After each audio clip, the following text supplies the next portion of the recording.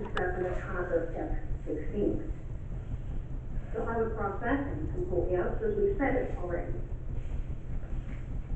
Then, we go back down and move, oh, should I keep moving?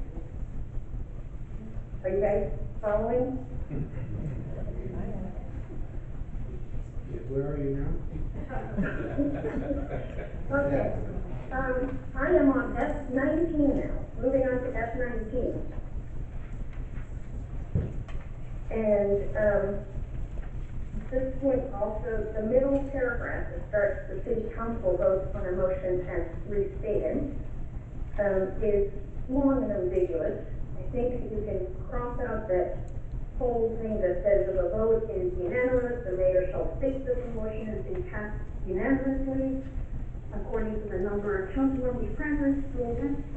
I think you can cross that part out and say the mayor shall either state that the motion has been passed unanimously, or state the number of council members voting in the affirmative, and the number voting in the negative, and whether the motion passes or fails.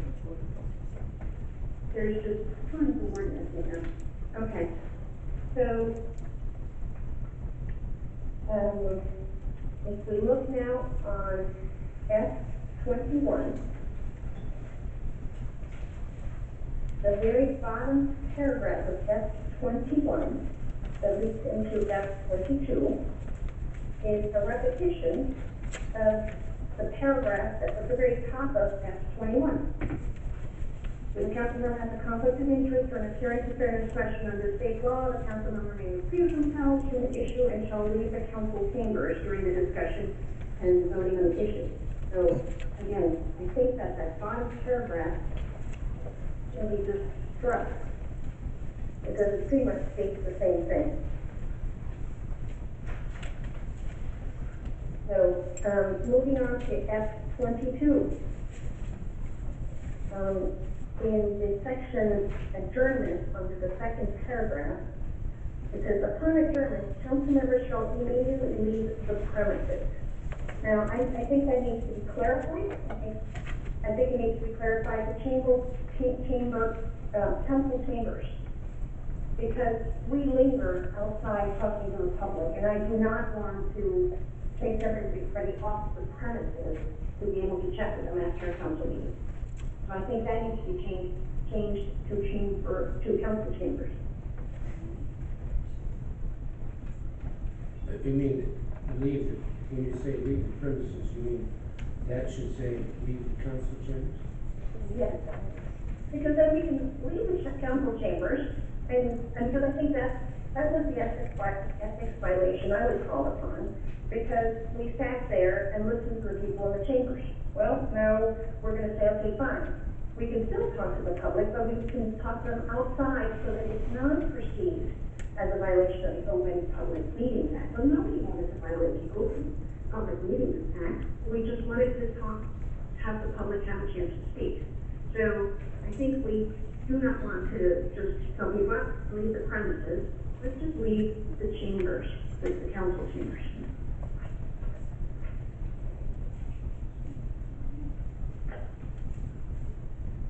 All right, should I keep going? Yes.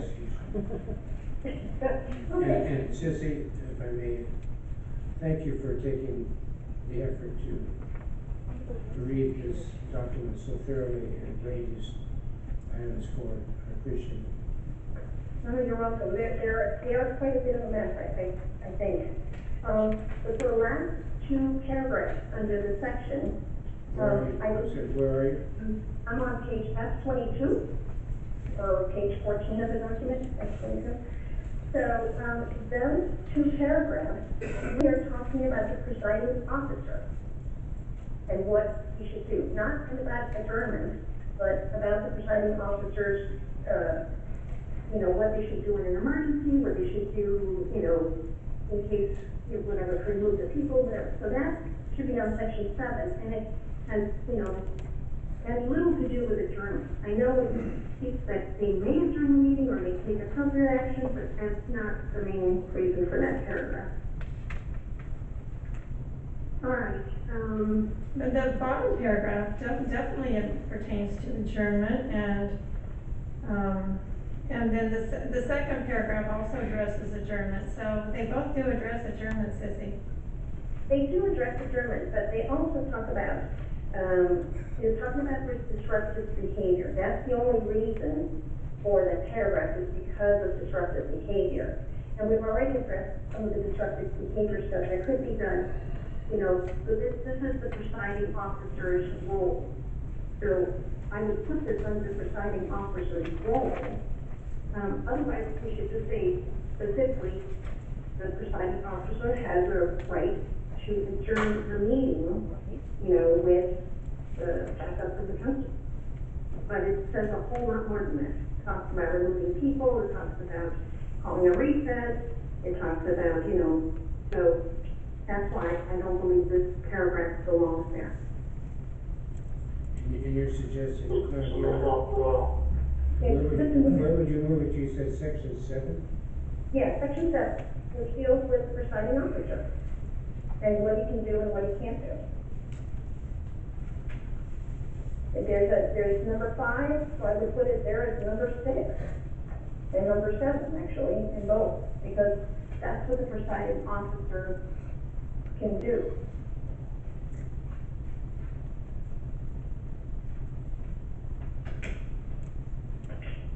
So then, moving on. Should I keep moving? Yeah. Could I ask a question?